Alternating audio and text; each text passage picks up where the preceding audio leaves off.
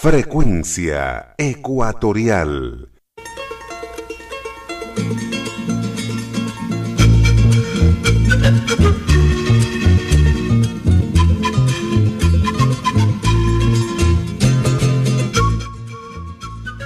Un saludo primero para todos nuestros radioescuchas, nuestros hermanos ecuatorianos que hacen vida en la República Bolivariana de Venezuela.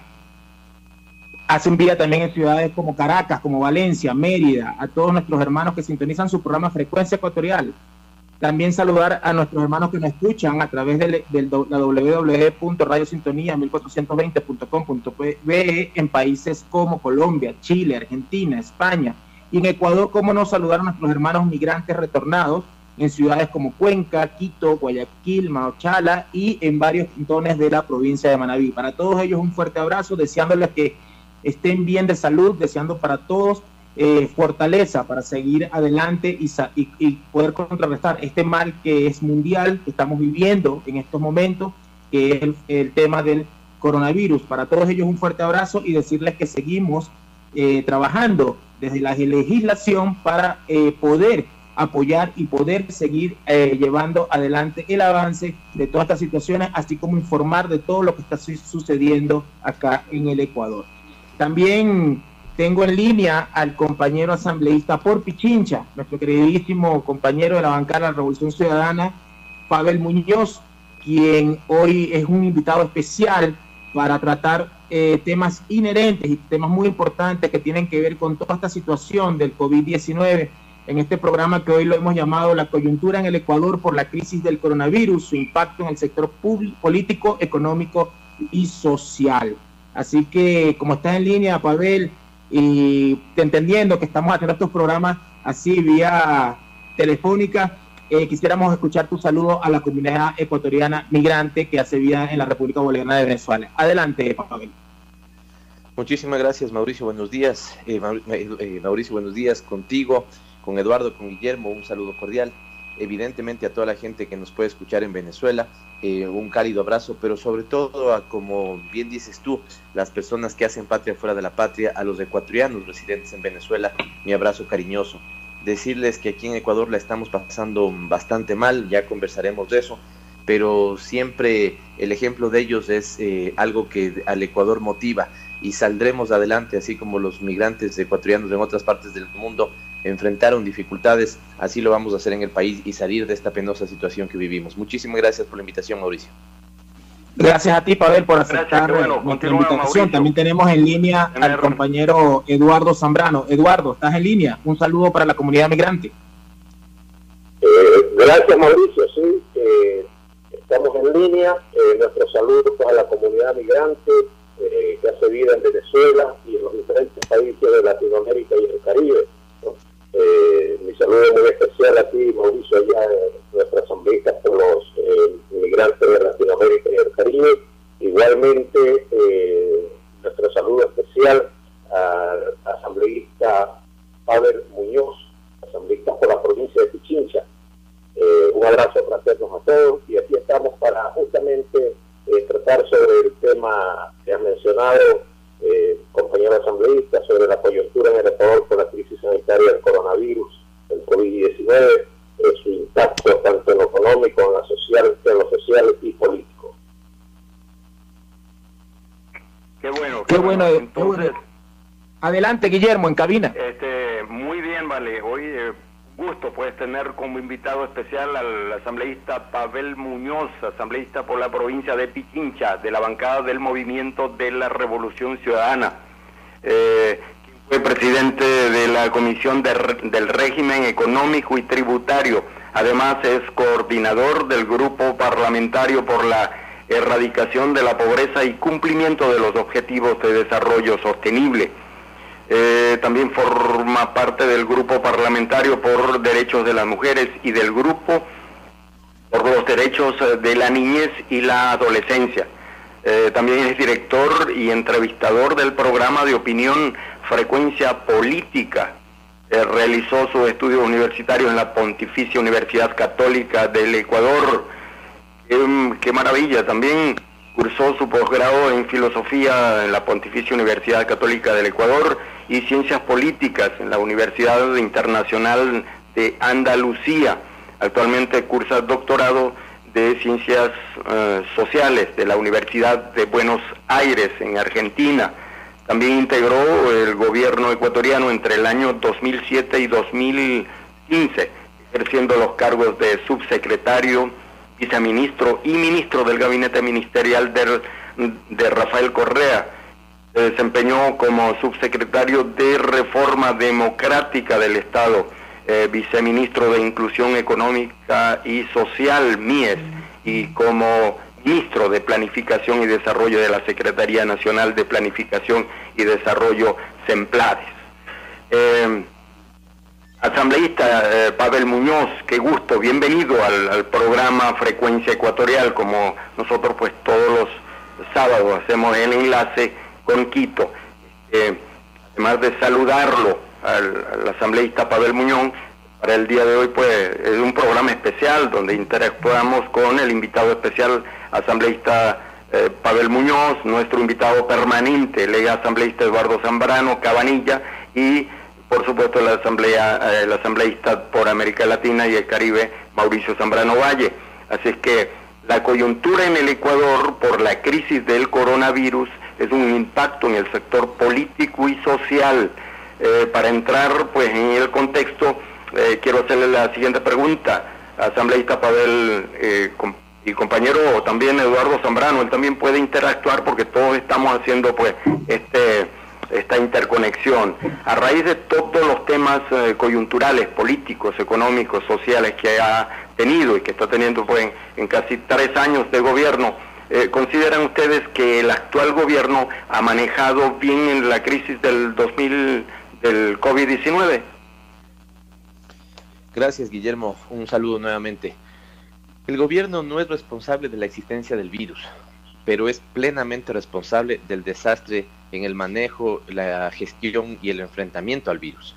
Esto sí, no hay duda alguna, su responsabilidad es tremenda, severa, y solo el juicio de la historia nos sabrá decir cuán mal hicieron su trabajo. ¿Por qué sostengo esto? Por los siguientes elementos. El primero, cómo estuvo el Ecuador previo a la crisis. Y ellos, el gobierno, decidió deliberadamente bajar las defensas del Ecuador. ¿Cómo lo hicieron? Asumiendo un discurso neoliberal donde el Estado no importa, donde lo público donde desprecian lo público, donde la inversión pública le llevaron al nivel no solo de la austeridad, sino del austericidio, donde dijeron que los hospitales eran, digamos, infraestructuras que no servían para nada, que eran difíciles de administrarlos, que había que caminar hacia la telemedicina, donde han hecho una campaña increíble. Yo ya estoy harto, molesto, digamos, absolutamente indignado con la campaña de desprestigio hacia los servidores públicos, y esto significó que despidan a cerca de 12.000 funcionarios públicos en estos 3 años. Se calcula que 3.700 pudieron ser despedidos, de los despedidos fueron del sector de salud, así que así debilitaron las defensas del sistema de salud. Por lo tanto, cuando nos llega este virus, ya teníamos, digamos, el sistema inmunológico muy comprometido. El segundo elemento es cómo gestionan mal cuando son advertidos de la crisis. Hace poco, la Organización Panamericana de la Salud acaba de hacer público un documento que, dicen ellos, fue distribuido prácticamente a todos los países de la región, evidentemente. Y esos lo hicieron los primeros 10 días de enero. Desde ese momento acá, la preparación, o digamos, la forma de atenderse los casos, la forma de prepararse fue absolutamente nula. No dispusieron recursos de manera emergente para la cartera de salud, nos mintieron, nos engañaron de manera atroz, diciéndonos que venían 2 millones de pruebas de diagnóstico, después 200.000, después 150.000. Hoy tal vez es una de las debilidades más grandes de la pandemia aquí en el Ecuador. Y nuevamente, ¿no es cierto?, esta lógica de privilegiar los intereses del capital sobre los intereses de los seres humanos, y terminaron pagando unos 320 millones de dólares en deuda externa, ¿no es cierto?, cuando las necesidades del Ecuador en ese momento eran inmensas. Y finalmente, para terminar, el pico, digamos, la parte más dura de esta crisis, ha desatado una crisis, vuelvo a repetir la palabra, humanitaria en todo el país, pero particularmente en Guayas y en Guayaquil. Yo últimamente he atendido, Guillermo, muchas llamadas de medios internacionales y me toca explicar que el Ecuador no es el peor país del África subsahariana, porque claro, ¿cuál es la imagen que se puede llevar a alguien cuando hay cadáveres en las casas, digamos, en las calles que no habían sido recogidos? Y esto me parece que es la imagen más dantesca que pudo presentarle el Ecuador al mundo. Cierro diciéndole, para poder conversar entre todos, que de un día al otro aparecimos o nos acostamos un día sabiendo que habían cerca de 350 fallecidos, y al otro día solo en la ciudad de Guayaquil reconocían un desfase de 5.700 fallecidos. Es decir, en este momento somos el país donde más, pero de largo, tenemos más números de fallecidos por millón de habitantes, y con una cosa particular: mientras en otros países mueren de 60, 65, 70 años para arriba, en el Ecuador está muriendo gente joven, de 40, 50, 55 años. Así que lo mal que lo estamos pasando acá es terrible. Y cierro con este pequeño comentario, nos dirán los compañeros, ustedes mismos, fíjense en lo que pasa en cambio en Venezuela, al menos de la información que nos llega, ¿no es cierto? Tan criticado el gobierno de Venezuela, digamos, por todo el mundo, por todos los países de América Latina, y lo bien que en principio vemos que están sobrellevando esta pandemia. Esta es mi primera reacción, Guillermo.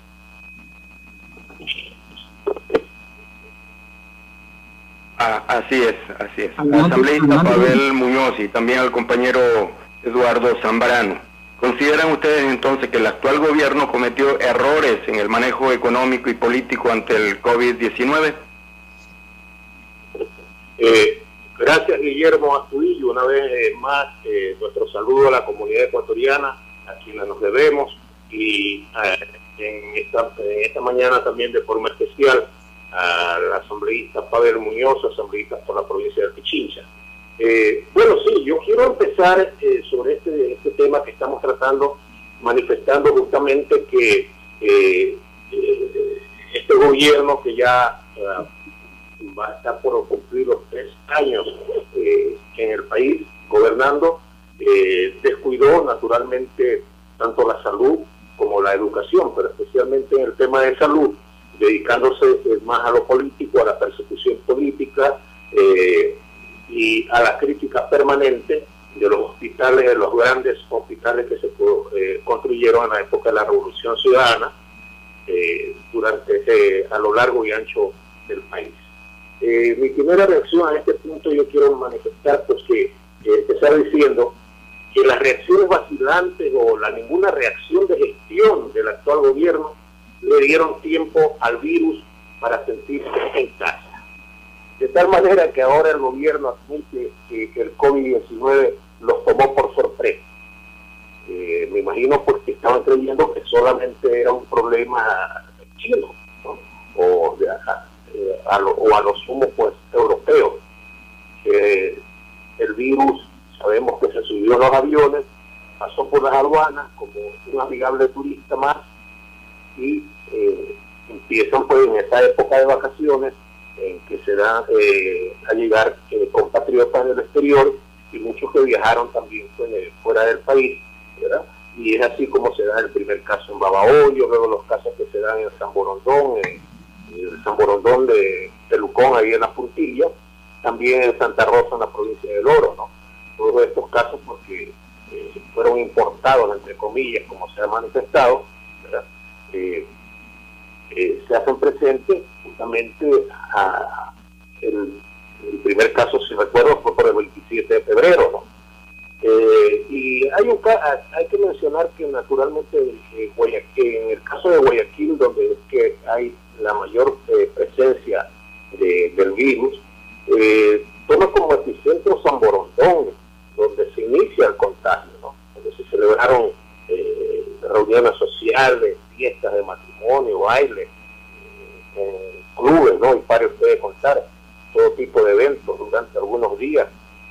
Fueron innumerables pues estas reuniones que se dieron allí, y de ahí llega con fuerza pues el virus a Guayaquil, a nuestros barrios, porque la gente que trabaja en las casas, en las urbanizaciones, en los locales, en los clubes que atendieron a los invitados en esas fiestas, pues son la gente trabajadora que vive en los diferentes barrios de Guayaquil.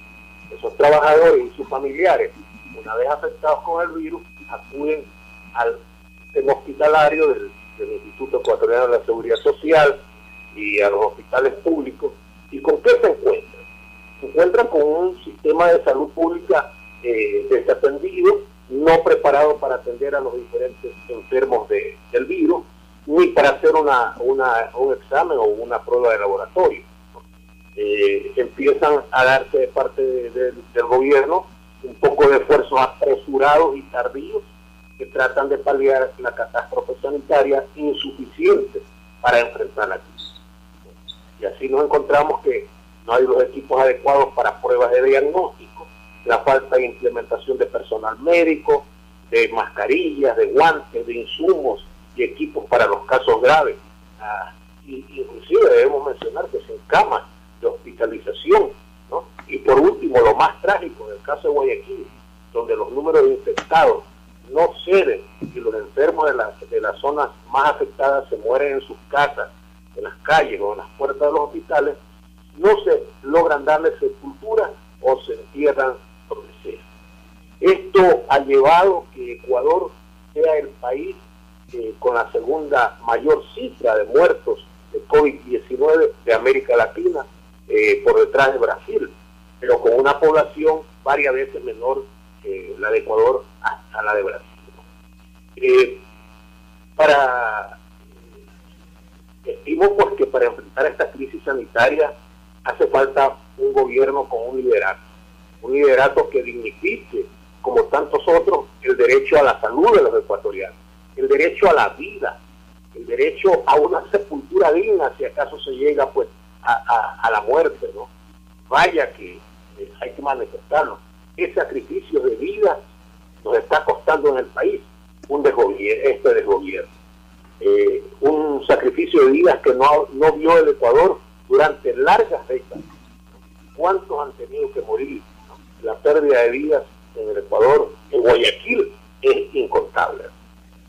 Esa es mi apreciación en estos momentos sobre la pregunta que nos ha hecho Guillermo desde cabina.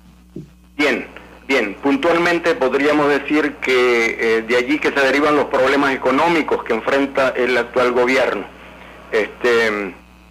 Yo leí la noticia como las 9 para los asambleístas, sobre todo Pavel Muñoz y Mauricio Zambrano. Según el actual gobierno se enfrenta a una situación precaria de dinero. ¿Ustedes ven razonables las últimas medidas económicas adoptadas y más aún el tema de la ley humanitaria enviada por el Ejecutivo? Adelante, Pavel. Sí, esta pregunta para el asambleísta Pavel Muñoz. Erradas e insuficientes. Hay un conjunto de medidas erradas que siguen asociadas con el mismo dogmatismo neoliberal que hemos criticado, Guillermo. Ese dogmatismo donde creen que el Estado no tiene que intervenir, donde creen que los fondos públicos son innecesarios, donde critican la capacidad de financiamiento interno, donde, por ejemplo, liquidaron una herramienta que hoy sería de gran utilidad como el dinero electrónico, y esto constituye un conjunto de medidas erradas. Pero el punto en el que estamos hoy, a mí me deja en cambio la sensación siguiente. A las medidas erradas que ejecutaron y siguen ejecutando, se suman dos hechos. El primero, creo que se les acabaron las ideas, clarísimamente se les acabaron las ideas. Y el segundo, no tienen un sentido de urgencia. Fíjese que nuevamente, desde que fue anunciado digamos, las necesidades de cuidado que debían tener los países por parte de la OPS al día de hoy, han pasado 4 meses. Desde que se presentó el primer indicio de caso de una persona, de un ciudadano asiático, que después se descubrió que no tenía COVID-19, pero este anuncio ya pasó, digamos, ya hubo una advertencia. Esto fue a finales de enero, inicios de febrero. Nuevamente ningún sentido de urgencia. Y dos hechos. El primero es que el presidente hace más de un mes hizo un primer anuncio de que se pondría un impuesto a los vehículos y a los funcionarios públicos se les pediría una contribución para enfrentar para fondear los recursos necesarios para la crisis. nunca la enviaron, y 8 días después de que el presidente anunciara el envío de una ley urgente, se demoraron 8 días para enviar la ley que han enviado el día de ayer. Entonces, ahí usted ve que no hay un sentido de urgencia. Y cuando digo que se les acabaron las ideas es porque en esa ley primero comentémosle a la gente que nos escucha, los venezolanos y sobre todo los ecuatorianos residentes en Venezuela, decirles que enviaron 2 leyes. Una ley absolutamente, digamos, necesaria y pertinente que la discutamos. Ya voy a decir las primeras críticas que tenemos. Pero la segunda ley, desde mi punto de vista, totalmente innecesaria e impertinente que empecemos a discutirla. Es una ley que contiene 50 artículos que están relacionados con reformas al Código de Planificación y el ámbito financiero, monetario del país, y que son parte de 404 artículos que ya fueron, digamos, archivados por el debate de la Asamblea Nacional hacia finales del año anterior. ¿Qué sentido tiene entonces que el gobierno insista en un cuerpo legal que ya fue vetado, digamos, que ya fue archivado por el Pleno de la Asamblea Nacional? Primer elemento. Y segundo, ¿qué contribuye esas reformas a el momento actual? No tienen sino otra explicación que cumplir a rajatabla las exigencias que les ha hecho el Fondo Monetario Internacional. Pero ahí hay un montón de problemas donde el Estado se vuelve a disparar el pie, o más bien dicho, el gobierno le dispara el pie al Estado, y cometen un conjunto de, si usted quiere, o quieren aprobar un conjunto de inconveniencias para el, digamos, sistema económico y de planificación del país. Liquidan la planificación, le dan un peso muy fuerte a la disciplina fiscal, restringen aún más sus capacidades de financiamiento interno, es decir, temas inconvenientes. No me detengo mucho a comentar eso, insisto, porque no creo que sea lo central que en este momento nos pongamos a comentar eso. Pero, ¿qué es lo que pasa en cambio con el paquete de medidas vinculados con el combate a COVID-19? Yo solo rescato un principio, no la operatividad de ese principio, pero solo rescato un principio, la idea de que todos colaboremos. Pero no rescato la forma en la que quieren que todos colaboremos, y también, digamos, cuando decimos todos hay que distinguir quienes no pueden colaborar, quienes sí pueden colaborar un poquito y quienes deben colaborar muchísimo. Quienes no pueden colaborar, desde mi punto de vista, no son solamente las personas que están de $500 para abajo, porque esta es la medida del gobierno. A partir de salarios de $500 para arriba piden una colaboración. En principio suena sensato, pero la realidad de esas familias es que se van a enfrentar a 2 problemas terribles. Van a tener deudas acumuladas, por lo tanto su salario van a tener que dedicarlo, ¿cierto?, a pagar, digamos, lo que se les haya acumulado en estas semanas, en este mes de no recibir ingresos. Acaba de salir un dato el día de ayer que dice que el 71% de los ecuatorianos en este momento no está recibiendo ingresos, es decir, en toda esta cuarentena el 71% de los ecuatorianos, dice una encuesta recientemente publicada, no estaría recibiendo ingresos. Por lo tanto, esta gente no puede colaborar. Incluso si usted se fija, la gente que no paga impuesto a la renta, el techo o el piso, digamos, empieza desde los $1,000 para arriba, básicamente. Creo que ahí hay un tema que deberíamos discutir. El segundo, los que pueden colaborar un poquito son sectores de clase media, y los que deben colaborar muchísimo ya son los sectores acomodados. No vemos esa progresividad de manera tan clara en, digamos, la propuesta gubernamental. Primer elemento. Segundo elemento, rescatando la idea de que todos colaboren, hay un elemento donde, ¿no es cierto?, es muy difícil que en este momento incluso sectores económicos empresariales puedan colaborar, porque básicamente no tienen liquidez. ¿Qué está pasando en otras partes del mundo? Y acabo de ver, me parece que eso también, si no estoy mal, lo leí una noticia de Venezuela en este momento. Lo que está pasando en este momento y lo que están haciendo todos los países del mundo es que buscan financiamiento interno. Por ejemplo, lo que está pasando en Europa. El Banco Central está emitiendo, digamos, liquidez para inyectarle en los países europeos, con el sentido de que esa liquidez reanime el aparato productivo, el consumo de nuestros países, o de los países europeos, perdón, y eso es lo que está haciendo, digamos, Estados Unidos, están haciendo en Europa, está haciendo Inglaterra, están haciendo muchos países en el mundo. En el Ecuador lo contrario, no tienen ninguna idea, ninguna gana de poner, digamos, a funcionar mecanismos de financiamiento interno, y por lo tanto están en una estrategia aún más dependiente de deuda externa. Y tal vez dos elementos finales en esta reacción, digamos, sobre su iniciativa de ley. El primero que quería comentar de estos dos últimos es un tema que es absolutamente ilegal, inconstitucional e inconveniente también. Lo que están planteando es que la administración de los recursos que provengan por los impuestos que se cobren de esta ley, impuestos que les llaman contribuciones, quieren que administre un famoso consejo de notables, ¿sí? Es decir, ¿cuántos serán? 5, 6, 7, ¿no es cierto?, ciudadanos. ¿Quién los elige? Cuando yo le digo, Guillermo, dígame 7 personas representativas del Ecuador, usted me va a dar 7 nombres, yo le voy a dar otro, Eduardo nos va a dar otro, Mauricio nos va a dar otros nombres. Es decir, ¿cuál es el criterio de representatividad que pueden tener este consejo de notables? ¿No es cierto? Ya absolutamente inconveniente, absolutamente ilegal y absolutamente inconstitucional, porque eso podría terminar en peculado. No pueden, ¿no es cierto?, no puede una instancia privada terminar administrando fondos públicos.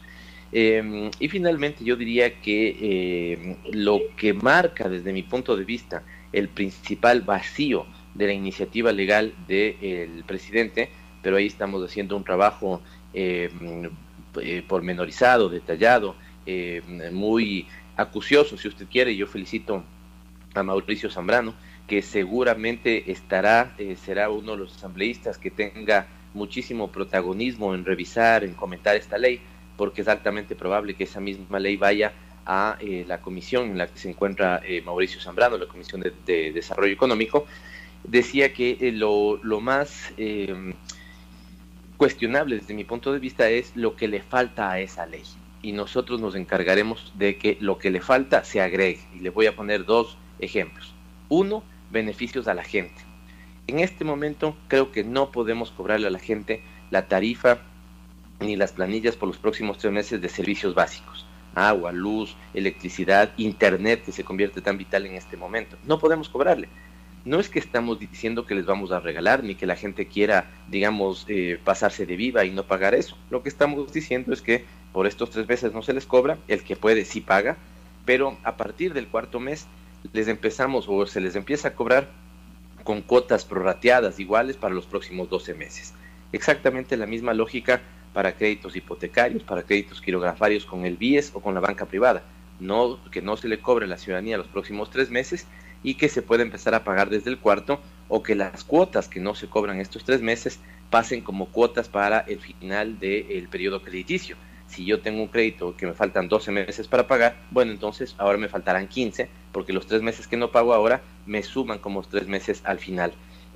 O en materia tributaria, nosotros en algún momento dijimos que debatamos un impuesto a patrimonios individuales superiores a $1 millón de 0,9%, que podamos poner en debate si cabe cobrar 10% de utilidades a la banca en el año 2019, por ejemplo, ¿sí? O si es indispensable que cobremos un 25% de impuesto a las 15 empresas que más se beneficiaron de la remisión, es decir, del perdón de deudas tributarias que el gobierno le hizo a grandes capitales del Ecuador.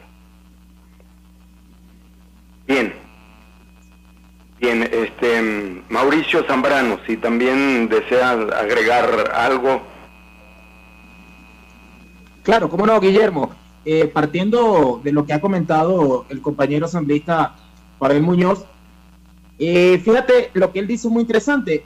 Nos llegan 2 leyes, cuando en realidad se necesita una ley por la parte humanitaria para contrarrestar el tema que estamos viviendo.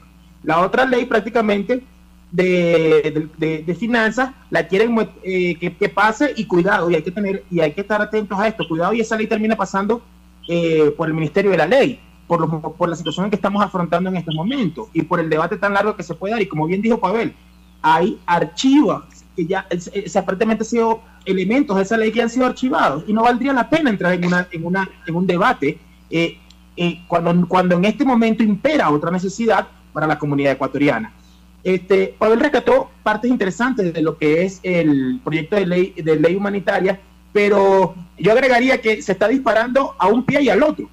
¿Por qué? Porque vuelve otra vez, y no es ahorita con esta ley, sino desde que empezó el tema del coronavirus en el Ecuador. El gobierno desde un principio empezó a tocarle el bolsillo al pueblo ecuatoriano, tomando decisiones y lo anunciaron, fue casi una de las primeras, de que se le iba a restar del 4, el 5, el 10%, y nosotros lo anunciamos aquí por Frecuencia Ecuatorial a los trabajadores públicos. Pero ¿qué pasa con la banca? La banca tuvo una ganancia, y bueno, está bien, y el hecho de haber tenido ganancia tampoco significa liquidez o todos estos temas económicos, pero la banca tuvo una ganancia de casi 600 millones de dólares en el año 2019. ¿Por qué no se empezó primero con las bancas a decir qué puede aportar la banca? Recordemos que a la banca se le perdonó una deuda que tenía con el Estado. Se le perdonó una deuda grande, una gran deuda con el Estado. Pero no se lo menciona para este tipo de colaboración. Y más aún, y algo que es terrible, es que salieron ya por ahí a decir que ellos iban a dar donaciones, pero que estas mismas le favorezcan el tema de impuestos a ellos. Entonces, es algo como que se busca o se pretende aprovecharse de la situación, cosa que no debería ser, y más aún cuando el pueblo es el que está siendo el más necesitado con estos elementos. Yo voy a comentar 3 puntos, y sobre todo algo que es el tema laboral, ¿no? Con toda esta situación sabemos que las personas no están trabajando. Con toda esta situación que se está presentando, quizás se reducen las horas de trabajo para las personas, en este caso, hablemos del sector salud, de comercios que pueden estar trabajando en estos momentos, como ventas de medicina, como ventas de alimentos. Pero con esta nueva ley, estuvimos revisando, se da paso a posibilidad de contratos emergentes en los que se puede reducir la jornada laboral, y por ende se va a reducir la remuneración en la misma proporción. Y se está hablando que se puede trabajar hasta solo 20 horas a la semana. Y estos contratos podrían hasta durar por 2 años.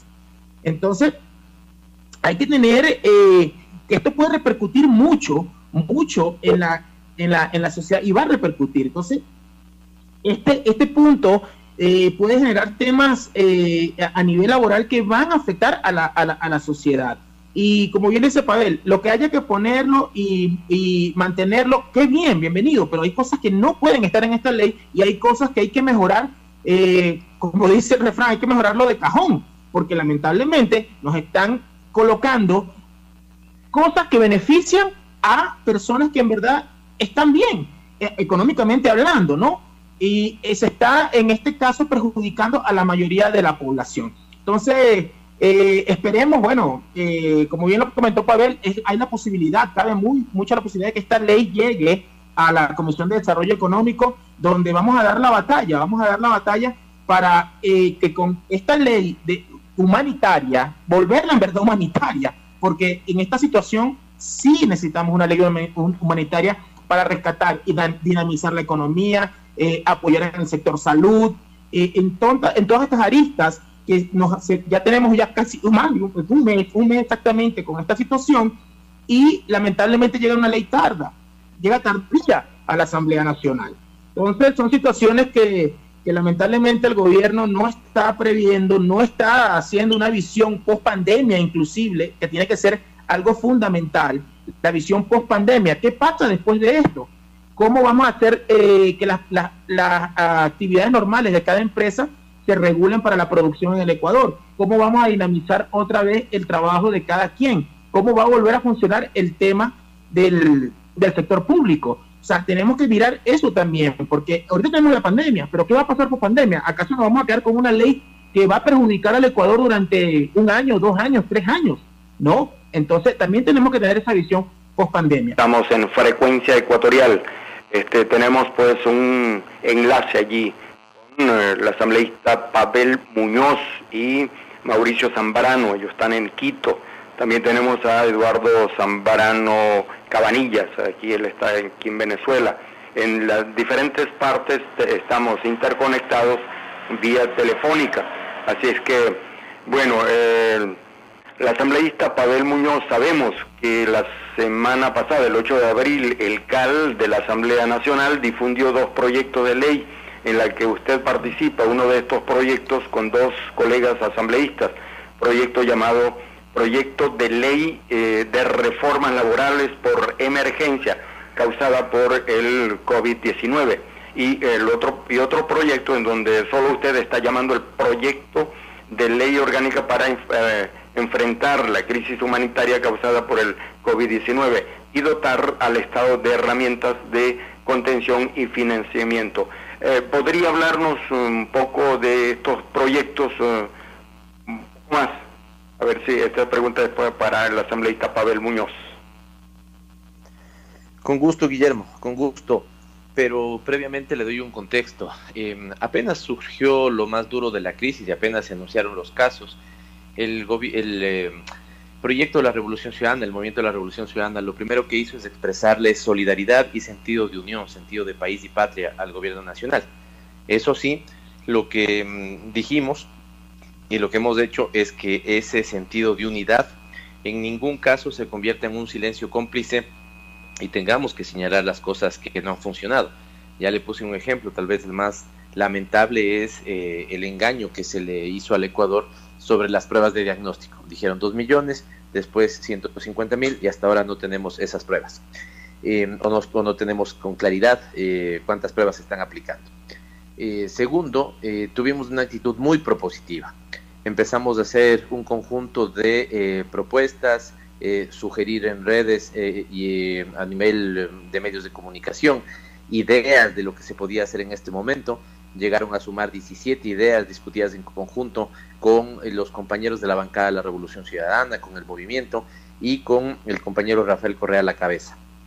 Y finalmente, la semana anterior presentamos, no la que está terminando, sino la anterior, presentamos 3 iniciativas de ley de 3 grupos de compañeros o 3 compañeros.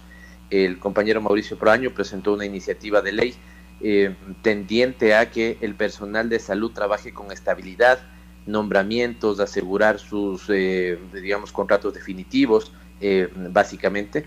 El segundo, que presentamos 4 compañeros, Diego García, Mónica Alemán y el compañero Byron Valle, con la preocupación central sobre el trabajo, sobre reformas al Código de Trabajo. Lo central de esa iniciativa de ley tiene que ver con buscar mecanismos de defensa del mundo del trabajo de los trabajadores. Por la siguiente razón, fíjese con el doble estándar, con la doble lógica que juzga el gobierno de Moreno las cosas. Acuñaron en estos días una frase que dice: la realidad superó a la legalidad. Y esa frase la utilizan de la siguiente forma: cuando se trata del mundo de trabajo, hacen que pese la realidad y dicen la realidad es que hay que sacar gente y por lo tanto votan y despiden a un montón de trabajadores, o permiten que voten y despidan a un montón de trabajadores. Cuando en cambio se trata de la deuda externa, hacen que pese la legalidad y ahí dicen el contrato no me permitía, ¿no es cierto?, demorarme en el pago de los intereses del capital, por ejemplo, de esa deuda, y por ejemplo pagaron la deuda. Entonces fíjese ese doble estándar, ¿no? La realidad supera la legalidad. Cuando les conviene aplican la realidad, cuando les conviene aplican la legalidad. Por eso es que nosotros le queremos dar más peso a la legalidad para que, se defienda de mejor forma o de manera más eficiente y más eficaz los derechos de los trabajadores. Es absolutamente cierto que vamos a tener un golpe económico donde a las empresas les será muy difícil sostener a sus trabajadores. Esto es absolutamente cierto. Por lo tanto, deberíamos buscar los mecanismos que permitan que incluso en un acuerdo entre las partes, el trabajador esté respaldado por la ley y por el Estado. Voy a poner un caso figurado. Si un caso no consentido, iba a poner otro ejemplo, le iba a poner de ejemplo también a Mauricio. Y lo que iba a decir es esto, pero ya no va a poner a Mauricio porque si no me cobra el ejemplo aquí en Quito. Si yo tengo una pelea mañana con alguien, ¿no es cierto? ¿Ya? Y la pelea que yo tengo es con una persona mucho más fortachona, digamos, un fortachón de esos grandes, corpulentos. Y la relación es asimétrica, seguramente yo voy a salir perdiendo en esa relación. Por lo tanto, el Estado no tiene que ponerse del lado del grandote que a mí me va a masacrar, digamos, tiene que ponerse del lado que más necesita ayuda, del lado más débil de esa relación. Lo mismo pasa en el mundo del trabajo, digamos, entre un empleador que va a tener más capacidad de presión sobre el empleado el Estado no tiene que ponerse del lado del empleador, sino que tiene que ponerse del lado del empleado. ¿Es que está en contra del empleador? No, es que en esa relación más debilidad tiene el trabajador y por lo tanto se pone del lado del más débil. Y yo diría que es básicamente el sentido de esa ley. Pero uno que va a tener relación directa con la discusión de estos días es el que presenté con dos objetivos. El un objetivo es qué mecanismos podemos poner a disposición de la gente para aliviar su situación en este momento y qué es lo que puede hacer el Estado para mejorar sus condiciones de financiamiento, que dicho sea de paso, los perdió por la pésima gestión legislativa del gobierno de Lenín Moreno. Entonces le doy algunas ideas procurando ser breve en esto y quedándome con los elementos centrales. Le había hablado ya de que en este momento los ecuatorianos no tienen ingresos. En el Ecuador, como pasa en Venezuela, ¿no es cierto? Muchísima gente, si no trabaja hoy, no come mañana. Esa es su realidad. Si tienen que trabajar hoy para poder comer mañana. Por lo tanto, la falta de ingresos de hoy es una realidad extendida en el Ecuador. Si es que esto es así, esta gente necesita tener un alivio. Las familias de clase media, clase popular, digamos sectores de pobreza, necesitan tener un alivio y ahí pensamos que el no cobro de los servicios básicos, agua, luz, electricidad, internet, debería darse por los próximos 3 meses. Ya les dije que esas deudas no es que nos perdonan, sino que después las podemos pagar en 12 cuotas iguales, ¿no es cierto?, a partir de julio, hasta julio 2020 hasta junio 2021. Este es el primer elemento. Pongámoslo así, además, una persona que gana 400, 500 dólares, evidentemente va a tener un alivio si es que no se le cobra los 40, 35 o 45 dólares que pueden sumar estas 4 facturas juntas. Entonces, o más, ¿no es cierto? Entonces, es un alivio. Segundo, el tratamiento que debemos tener con personas que están endeudadas, ya sea con la banca pública, particularmente con el BIES, el Banco del Instituto Ecuatoriano de la Seguridad Social, o con los bancos privados. Si hay un crédito hipotecario, si hay un crédito quirografario, si hay un crédito de consumo, si hay un crédito, digamos, productivo, lo que debería pasar es que igual no nos cobren los 3 próximos meses, ¿no es cierto?, podamos diferir esas deudas o las podamos pasar al final del periodo, que no sea discrecional, un banco sí, otro banco no, que sea mandato de ley. Nuevamente, el que puede pagar, paga, ¿no es cierto?, pero el que necesita el alivio inmediatamente lo puede hacer, sin ningún trámite de por medio, es decir, activa inmediatamente ese mecanismo la institución financiera. Nuevamente, ¿nos van a regalar la plata? No, les vamos a pagar, superado el 3er mes, es decir, desde el 4º, en cuotas iguales o pasadas al final del periodo, mismo tratamiento. Otro elemento que le vamos a poner más énfasis del que le habíamos puesto inicialmente es el tema de la prohibición de eliminar instituciones del sector público. Al menos hasta diciembre debería quedar por ley la disposición legal de eliminar cualquier institución del sector público o cualquier fusión de instituciones, porque este fue el mecanismo que utilizaron para votar a 12,000 personas de la calle. Y cuando decimos 12,000 personas, suena un montón, pero no es tanto cuando las vemos como familias. Cada persona que se queda sin ingreso es generalmente una familia que pierde un ingreso. Y entonces esto es una cosa que no podemos permitir. Decía yo ya que hace unos días, 2 días en realidad, acaba de salir un oficio del Ministerio de Finanzas en el que prácticamente buscan sacar a las personas que tienen contrato por servicios ocasionales. Esta es la situación de miles de funcionarios públicos en el Ecuador. Y entonces en este artículo estamos planteando las dos cosas: que no se pueda eliminar instituciones públicas para evitar despidos y que no se pueda eliminar y que no se pueda despedir a trabajadores con contratos de servicios ocasionales, porque es absolutamente irresponsable que en este momento voten a alguien a la calle. Fíjense lo que significa eso. En una situación tan complicada, que alguien pierda su trabajo, pierda su ingreso de subsistencia, es desde nuestro punto de vista una atrocidad. Si no enfrentamos la crisis con un claro enfoque de derechos humanos, lo que va a pasar mañana es que la gente deja de morir por COVID y empieza a morir por hambre. Y esto lo tenemos que evitar clarísimamente. También la creación de empleo emergente, es decir, que sobre todo los gobiernos autónomos centralizados, los gobiernos locales y el gobierno nacional tengan que generar proyectos de inversión para que eso genere empleo emergente. Le digo un caso, por ejemplo, que puede ser programas de cuidado, restauración de parques a nivel de municipios, de cuidado de la infraestructura pública. Esto debería suponer que se pueda contratar a gente por 2-3 meses con el objetivo de que esa gente tenga ingresos y reanime el consumo de la sociedad y con eso se reanime la producción. Para ir cerrando, le diría unas 2 o 3 incentivos a préstamos para MIPYMES. Es importante que se preste a las pequeñas, medianas y microempresas, pero al menos en montos que superen los 15,000, los 20,000 dólares, al menos en plazo que superen los 48 meses, y para eso sí se le puede dar un incentivo a la banca para que actúe, opere de esa forma. Es fundamental que elevemos los aranceles en los productos que sí se producen en el país para defenderlos de las importaciones. Si yo tengo un conjunto de productos que vienen de fuera, pero al mismo tiempo esos productos se producen en el Ecuador, yo tengo que subir al máximo los aranceles de esos productos para que la importación se vuelva cara y en efecto, y digamos, su efecto sea que disminuya, con la idea de proteger esa producción nacional, porque esa producción nacional genera trabajo. Y finalmente, en este ámbito de alivio al ciudadano, lo que planteamos es que en los próximos 4 meses todos los créditos bajen a la mitad de su costo. Es decir, porque además la gente que nos escucha en Venezuela, que no es ecuatoriana, deberá recordar que el Ecuador es un país dolarizado y deberemos decirle que nosotros tenemos intereses de usura en un sistema dolarizado. Es decir, esto implicaría, el artículo que he puesto en esa disposición, ese proyecto de disposición legal, es que todos los créditos en los próximos 4 meses bajen a la mitad.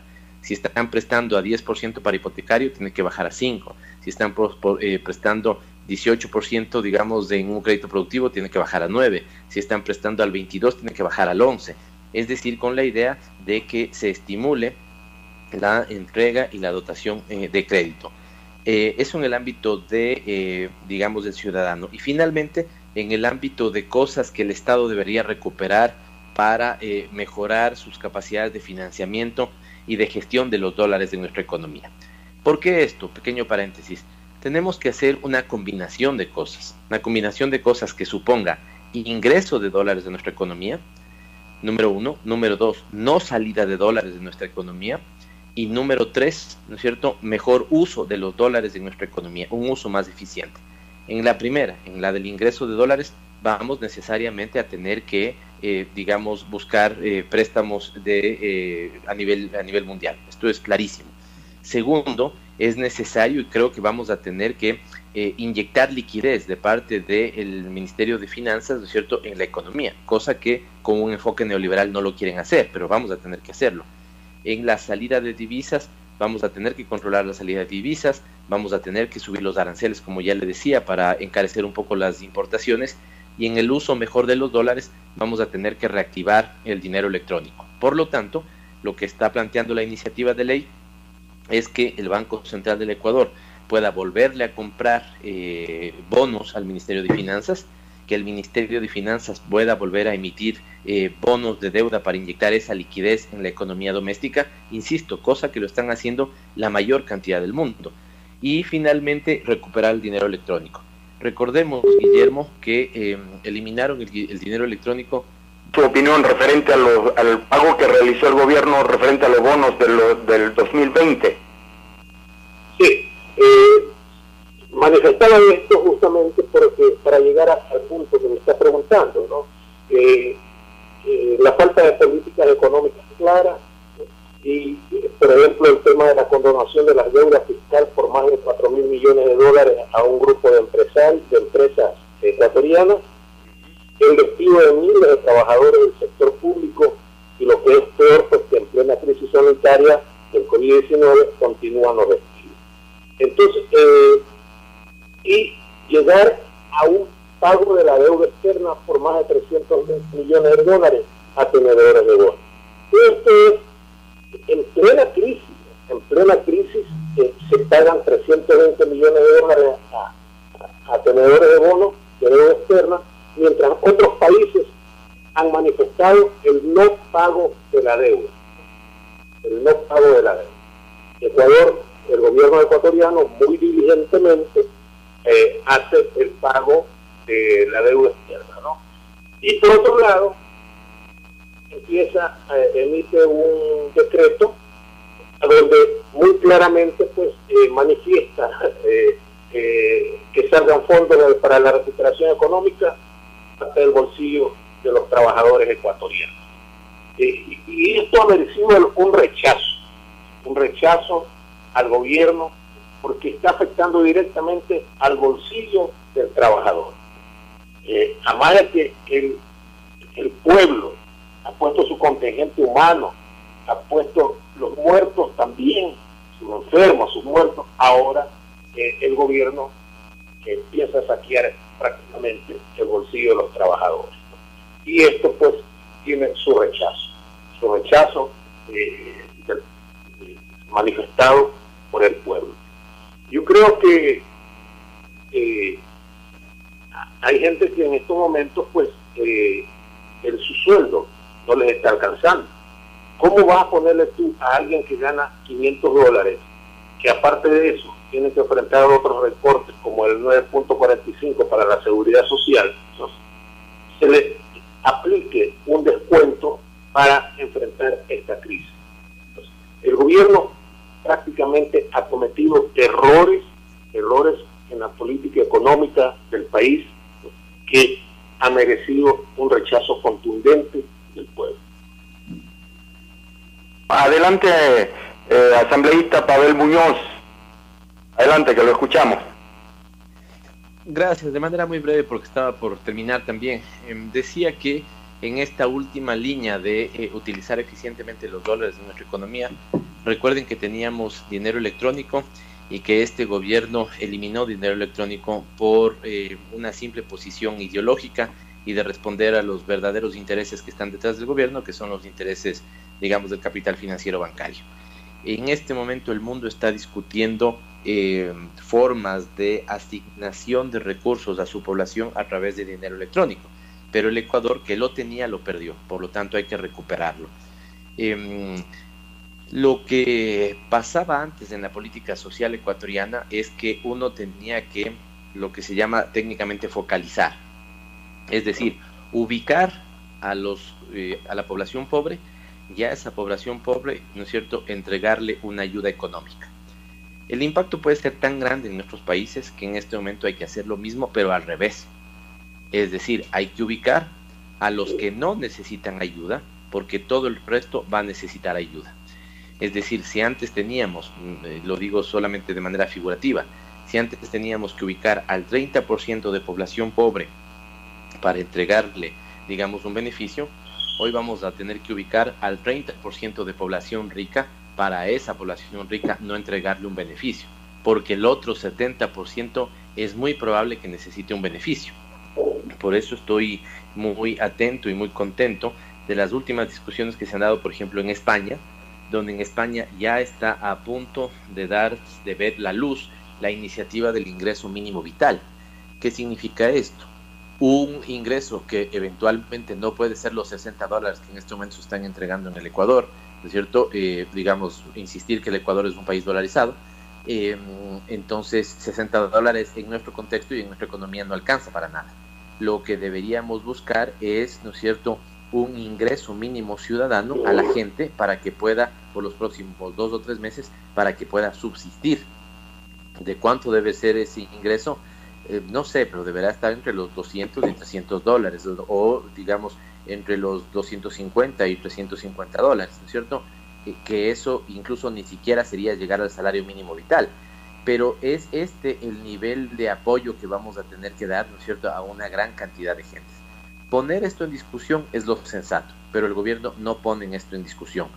Y para finalizar, el dinero electrónico es muy importante porque aumenta la capacidad de circulación de los dólares y mantiene más tiempo los dólares en nuestra economía.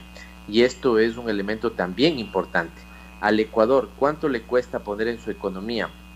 $20, le cuesta más de $20, porque tiene que traer esos $20 de los Estados Unidos y además tiene que pagar, digamos, el transporte por movilizar esos $20.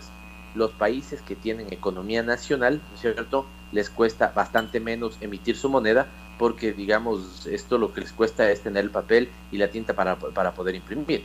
pero en el Ecuador, cada vez que perdemos $20, nos cuesta más de $20 reponerlos.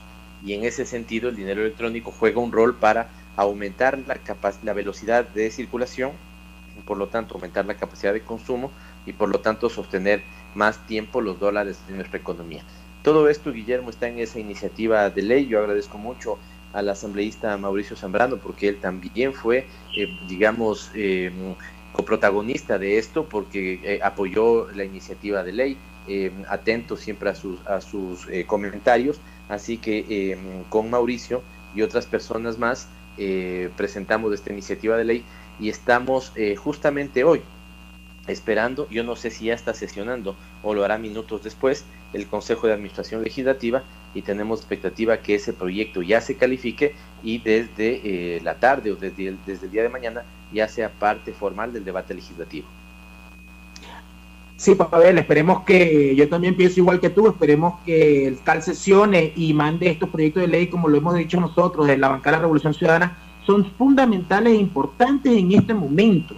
Y vuelvo y repito, ahorita es importante atacar el tema que estamos viviendo, ya sea en el sector salud, ya sea en el sector económico. ¿Por qué?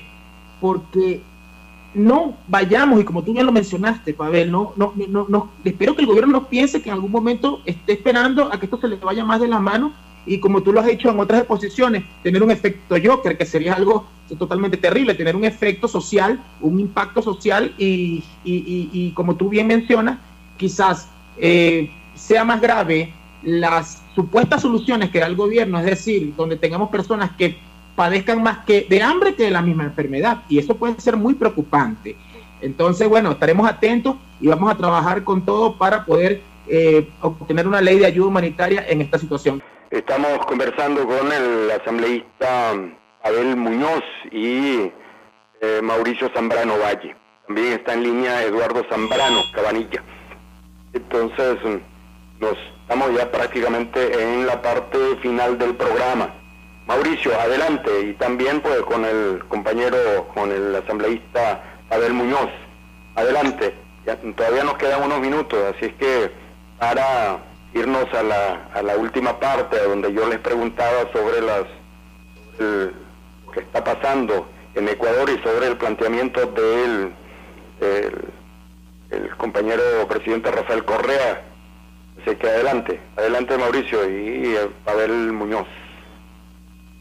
Sí, Guillermo, justamente en la parte anterior escuchamos tu comentario, donde el querido compañero presidente Rafael Correa ha comentado que para superar esta situación se requieren 3 pasos fundamentales. El primero sería cumplir con el aislamiento, pero claro, hay que cumplir con el aislamiento, pero hay que tener ayuda por parte del Estado con lo que tiene que ver a la parte de alimentos para la población. El segundo es que se multiplique por 3 la cantidad de pruebas diarias y encontrar dónde están los puntos más focales de contagio, ¿no? Identificarlos. Y por último, equipar los hospitales, ya sea haciendo uso de ayuda externa. Tu pregunta es, ¿qué opinamos acerca de esto? Bueno, en mi opinión personal, yo concuerdo con las 3 puntualizaciones que da el compañero presidente Rafael Correa. ¿Por qué? Porque lo que estamos viendo es que son acciones puntuales para atacar lo que está sucediendo, apoyando a la ciudadanía, y eso es lo que es lo que yo llamo puntual, vuelvo y repito. O sea, ¿y por dónde tiene que venir esta ayuda? Justamente tiene que venir por parte, en este caso, del Estado. Como hemos comentado en el programa de hoy, se ha puesto en contexto que si el Estado estaba preparado o no estaba preparado, bueno, como bien dijo Pavel al principio de su intervención, nadie está preparado para una situación como esta, o no esperas que te caiga esta situación o aparezca esta situación de un momento a otro, pero sí tienes que tener, y como aquí voy a utilizar algunos términos técnicos, en la contabilidad hay algo que se llama pasivos para contingencias. ¿Qué son los pasivos para contingencias? Pues simplemente es tener un dinero en una parte de tu empresa, o tú personalmente tienes para cualquier situación extrema que pueda ocurrir y no te sobresalte y no te suceda que te quedas o tienes que cumplir con tu liquidez para evitar afrontar la situación. Pues algo similar tuvo que hacer el Estado. ¿Justamente para qué? Para tener la protección hacia la ciudadanía y justamente para poder incurrir en el tema de las dotaciones de pruebas, las pruebas rápidas, los implementos de protección para las personas que están afrontando el sector salud. Y aquí quiero mandar mi saludo y mi felicitación a todas esas personas que están allá batallando en las diferentes provincias que pertenecen al sector salud. A todos ellos, de verdad que sí, una gran felicitación, y yo considero que el Estado ahorita tiene que ver y buscar las maneras y aceptar las propuestas que se hagan desde la Asamblea Nacional. Tiene que aceptar las propuestas, porque esto es una situación que la tenemos que avanzar todo, no por el hecho de que si nosotros no aceptamos las propuestas que vengan por parte del Ejecutivo, el Ejecutivo va a decir que la Asamblea es la culpable y es la que no quiere que esto avance o la ley humanitaria avance. No, sencillamente que nosotros vamos a dar nuestros puntos de vista más objetivos para poder salir adelante sin que se afecte en términos general a la ciudadanía. Este es mi comentario final. También quería hacer y enviar un saludo a la señora María Delgado, compañera que vive allá en Caracas, Venezuela, en el sector Antímano. Lamentablemente su hermano falleció en la ciudad de Guayaquil por el tema del coronavirus, del COVID-19. María Delgado, un fuerte abrazo desde aquí para ti, para toda tu familia. El fallecimiento de tu hermano nos afecta a todos, a todas, y el fallecimiento de muchas personas que ha sucedido. Esto lamentablemente, en mi criterio, no es muy razonable que hayan sucedido tantas pérdidas humanas, pero bueno, es la situación que nos tocó afrontar. Entonces, para ti, María, nuestro más sentido pésame por fallecimiento de tu hermano Jimmy Delgado Murillo, quien vivía en Daule y fallece en Guayaquil, víctima del coronavirus. Un saludo y un fuerte abrazo para la familia. Adelante, Pavel. Bueno, también nos unimos a ese sentido pésame de la señora María, que lamentablemente pues así pasan las cosas. Nos queda poco tiempo, Mauricio, para, no sé si tiene algo más que agregar el compañero Pavel Muñoz, asambleísta por el Pichincha. Sí, adelante, Pavel. Gracias, Mauricio, gracias, Eduardo. Gracias, Guillermo. Seguramente es la última intervención y de despedida también, así que les agradezco mucho por la invitación y estoy siempre a las órdenes también. Miren, yo decía en algún momento determinado que al gobierno se le acabaron las ideas, y si se le acabaron las ideas, lo que tiene que hacer es copiar lo que están haciendo otros países.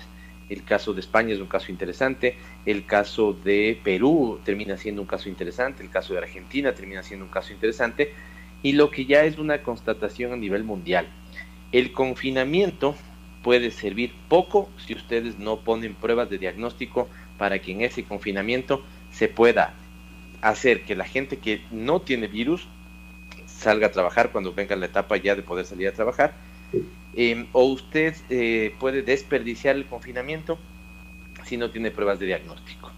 Lo que está pasando en este caso en el Ecuador es que de alguna otra manera estamos desperdiciando el confinamiento. Sí aplanen algo la curva, pero la combinación virtuosa es confinamiento más pruebas de diagnóstico. Si había una dificultad de pruebas de diagnóstico, lo que debían coger es los 4 o 5 aviones, digamos, grandes que pueden haber en el estado ecuatoriano e irse a buscar pruebas de diagnóstico por cualquier parte del mundo. Esto es lo que debería pasar. Debería haber un proceso de logística que debería de alguna otra manera tratar de llegar a la mayor cantidad de gente y hacer la mayor cantidad de pruebas posibles. Quienes están sosteniendo mejor, incluso el caso de España, lo acabo de ver, que está logrando que ahora sí baje un poquito la curva, están haciendo porque pusieron más pruebas de diagnóstico a disposición de la población. Eso no ha sucedido. Y mi segundo comentario es que en este momento debemos evitar que la crisis sanitaria se convierta con mucho más fuerza en una crisis humanitaria, que ya la tenemos, pero hay que dejar que no crezca. Y por eso yo decía que nos vamos a enfrentar estos días o estas semanas a un virus, digamos, igual de letal, digamos, igual de complicado, y es el virus del desempleo y el virus del hambre. Y en ese sentido lo que tenemos que hacer es asegurar que las personas que no tienen ingresos lo tengan, que las personas que no tienen alimentación la tengan, y para eso la capacidad logística del Estado tiene que ponerse a toda su capacidad, digamos. Yo pensé que en algún momento esto iba a suponer que los militares, por ejemplo, sin afectar a los productores, pudieran acopiar toda la producción de alimentos posible y la pudieran distribuir a nivel de juntas parroquiales rurales, ¿no? Pero lo que he visto, o al menos lo que se ha publicitado, son ministros tomándose fotografías, un vicepresidente que hace más marketing, ¿no es cierto?, tomándose selfies en la entrega de las raciones alimentarias que, dicho sea de paso, aprovechan para ser entregadas con una campaña con el logo del gobierno y el nombre del presidente, cuando en este momento lo único que debe importar es la bandera del país, digamos. Entonces, esto no vemos, así que son semanas duras para el Ecuador, se vienen días complicados, hay muchísima incertidumbre en el ámbito político. Al final esto es no saber qué va a pasar el día de mañana, cambian las circunstancias políticas, económicas del Ecuador día tras día, y solo esperar que ante la falta de liderazgo que es evidente en este momento, sea la unión de los ecuatorianos el motor para salir adelante. Muchísimas gracias, asambleísta Pavel Muñoz, por el Pichincha. Ya estamos en los minutos finales, lo mismo Mauricio Zambrano Valle, así es que sus palabras finales por el día de hoy, naturalmente. Sí, bueno, Guillermo, muchas gracias por el día de hoy, haber realizado este programa especial, justamente para toda la comunidad ecuatoriana, para mantenerlos informados de todo lo que sucede acá en el Ecuador. Mi palabra final, pues bueno, fortaleza, desearles salud, un fuerte abrazo a todos nuestros hermanos migrantes desde acá, desde Quito, Ecuador, y apoyo a todas las familias, apoyo, estar en unidad, y yo sé que vamos a salir de esto, vamos a salir positivamente, y va a ser, muy pronto nos podemos dar ese abrazo en familia, ese abrazo en unidad. Así que fortaleza, mis hermanos ecuatorianos, desde Quito, Mauricio Zambrano, nos escuchamos, nos vemos el próximo fin de semana. Adelante, Pavel. Digamos, un abrazo fuerte para todos los ecuatorianos que están haciendo patria allá en Venezuela, esperando que pasen bien. Cuídense, por favor, y como bien decías tú, Mauricio, el hecho de que no salgamos hoy día es para cuidar que lo que estamos dejando pueda estar ahí a la disposición cuando tengamos que, digamos, superar esta cuarentena. Si no nos hemos podido abrazar estos días, el abrazo de unidad será más fuerte cuando juntos podamos superar estos terribles momentos. Muy bien, muy bien. Muchísimas gracias, de verdad, muy agradecido por este contacto que hemos tenido. No sé si está todavía en línea allí Eduardo Zambrano Cabanilla.